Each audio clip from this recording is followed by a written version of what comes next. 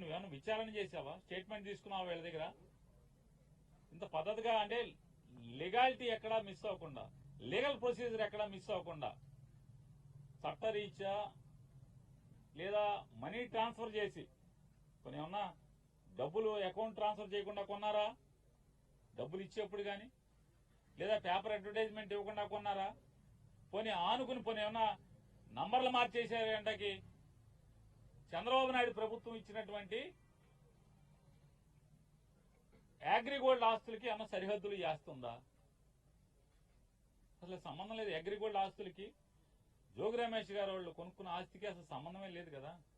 లేని పరిస్థితుల్లో ఇవాళ సిఐడితో అదే ఆగస్టు 2వ తారీఖు ఒక కేసు కట్టించి, ఏసీబీతో ఒక కేసు కట్టించి విచారణకు కూడా కనీసం పిలవకుండా ఏం జరిగింది, నువ్వేం చేశావు, నీ పాత్ర ఏంటనే విచారణ కూడా చేయకుండా జోగి రమేష్ గట్టిగా మాట్లాడాడు, గట్టిగా తిరగబడ్డాడు.